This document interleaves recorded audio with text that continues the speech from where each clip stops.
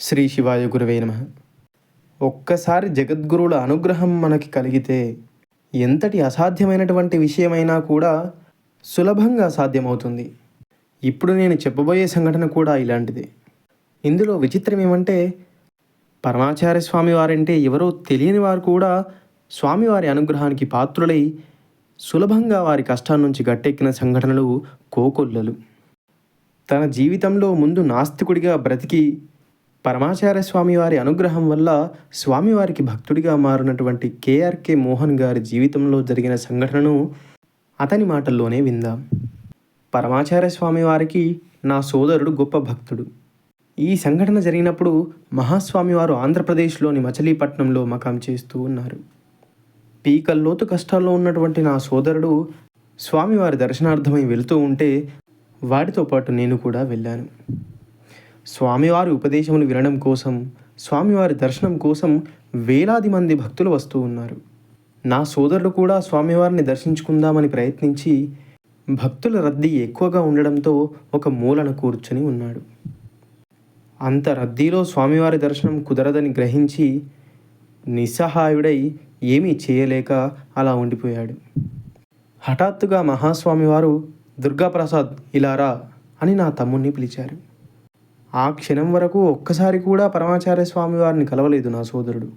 అయినప్పటికీ స్వామివారు పేరు పెట్టి పిలవగానే మేమిద్దరం ఆశ్చర్యపోయాం. అదే ఆశ్చర్యంతో భక్తులు దారి విడవగా నడుచుకుంటూ వెళ్ళి స్వామివారికి సాష్టాంగం చేసి కన్నీళ్లతో స్వామివారి చరణ కమలాలను అభిషేకించాడు. స్వామివారు తనని లేవదీసి ఓదార్చి మంచి రోజులు వస్తాయని, ఒక కుమారుడు కూడా కలుగుతాడని ఆశీర్వదించారు. కొద్ది కాలానికి స్వామివారి మాటలు నిజమై తన పరిస్థితి అంతా బాగుపడి ఒక కుమారుడు కూడా కలిగాడు. పరమాచార్య స్వామివారికి కృతజ్ఞతగా ఆ పిల్లవాడికి చంద్రశేఖరన్ అని పేరు పెట్టుకున్నాడు.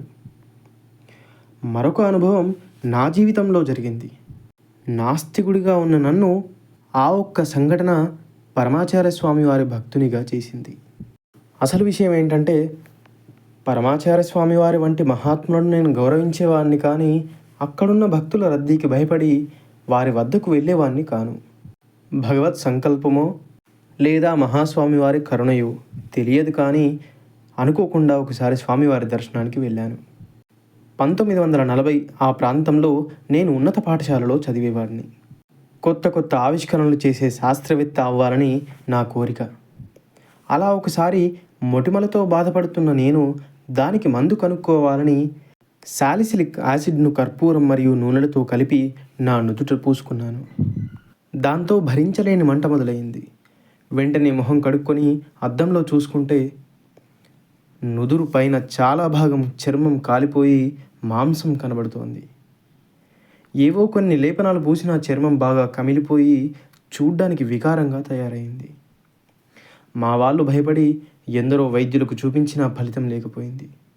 అసలు ఏం జరిగిందంటే, సాలిసిలిక్ యాసిడ్ కర్పూరంతో కలిసి రసాయనిక చర్య జరిగి కణజాలాన్ని కాల్చే ఫీనాల్ విడుదలయ్యింది. ఈ విషయాన్ని నేను తర్వాత చేసిన పరిశోధనలో కనుగొన్నాను. ఏది ఏమైతేనేమి, చాలా నెలలు గడిచిపోయాయి. మచ్చ అలాగే మిగిలిపోయింది. ఒకరోజు రాత్రి నాకు ఒక ఆశ్చర్యమైన కల వచ్చింది. మామూలుగా ఉదయం లేవగానే నాకు వచ్చిన కలలను మర్చిపోతూ ఉంటాను, కానీ అది నాకు బాగా జ్ఞాపకం ఉంది.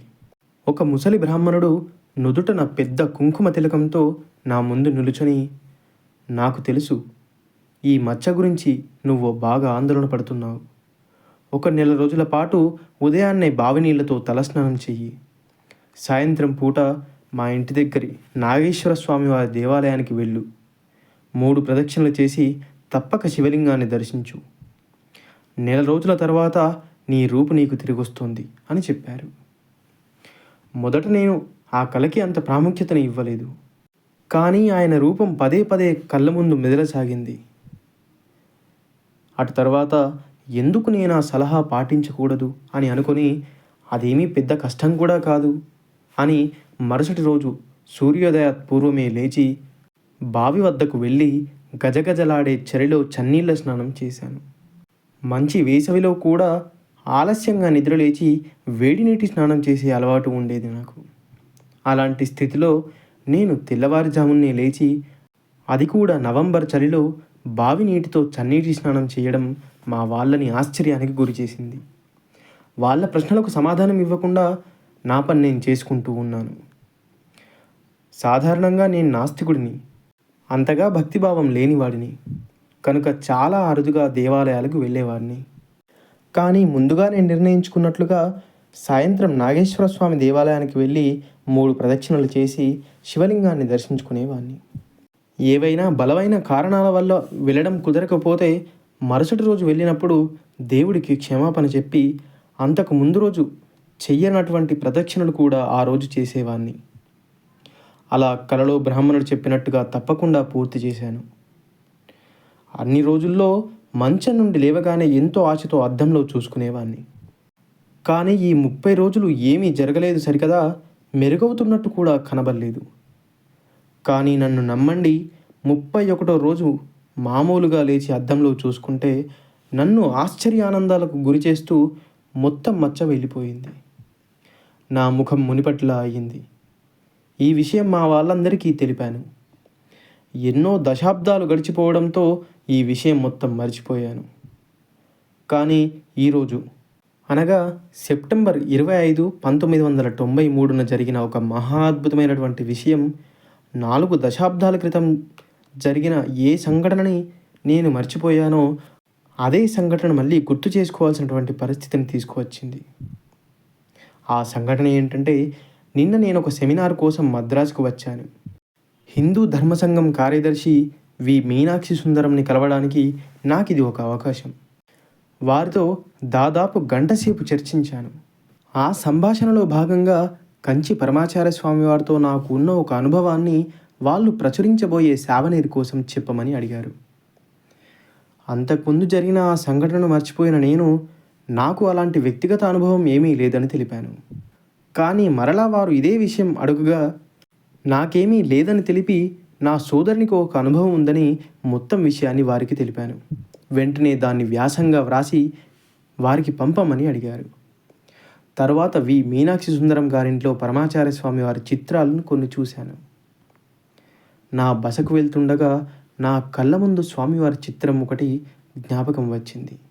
ఆ చిత్రాన్ని ఎప్పుడో ఎక్కడో చూశాననిపిస్తోంది, కానీ ఎక్కడ చూశానో గుర్తు రావడం లేదు. నా ఆలోచనలన్నీ ఆ చిత్రం గురించే. గదిలోకి వచ్చి ఆలోచనలో పడ్డాను.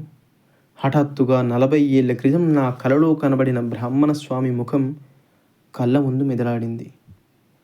అద్భుతాలకే అద్భుతం. అవును, అదే చిత్రం. మీనాక్షి సుందరం ఇంటి నుండి వస్తున్నప్పుడు కూడా నా కళ్ళకు కనిపించిన చిత్రం కూడా అదే. సాక్షాత్తు పరమేశ్వర స్వరూపులైనటువంటి పరమాచార్య స్వామివారే నాకు కలలో కనిపించారని నాకు ఇప్పుడు అర్థమైంది. 4 దశాబ్దాల తర్వాత కూడా నాకు ఆ బ్రాహ్మణ స్వామివారి ముఖం బాగా గుర్తుంది. నిజానికి ఆ వయస్సులో నాకు మహాస్వామివారి గురించి ఏమీ తెలియదు.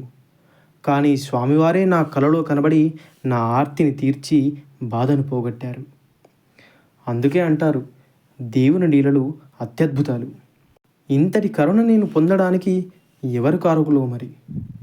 అదేం విచిత్రమో కానీ మా ఇంటి పేరు కంచి. నా పేరులోని మొదటి అక్షరం కూడా అదే. మా తాత ముత్తాతలు కంచి నుండి వచ్చినవారే. బహుశా ఈ కంచి సంబంధమే నన్ను పరమాచార్య స్వామి వారి చరణ కమలాల వద్దకు తెచ్చిందేమో. నడిచే దేవుడిగా ప్రసిద్ధి నొందిన కంచి పరమాచార్య స్వామి వారి అనుగ్రహాన్ని పొందడం నా జన్మజన్మల అదృష్టం. మనం భగవంతుని చూడాలనుకుంటే ఆయన మనపై దయతలచి మన పంచేంద్రియాలకు అగుపడే రూపాన్ని ధరించి రావాలి. అలా భక్తుల కోసం వచ్చిన దేవుడే మన పరమాచార్య స్వామివారు అంటూ కేఆర్కే మోహన్ గారు అత్యంత భక్తితో ఈ సంఘటనను వివరించారు. అపార కరుణాసింధుం జ్ఞానదం శాంతరూపిణం శ్రీ చంద్రశేఖర గురుం ప్రణమామి ముదాన్వహం. సర్వం శ్రీ గురుదివ్యచరణారవిందార్పణమస్తు. వీడియో నచ్చినట్టయితే దయచేసి వీడియోని లైక్ చేసి ఇలాంటి మరెన్నో మహాస్వామివారి లీలల కోసం మన ఛానల్ని సబ్స్క్రైబ్ చేయండి.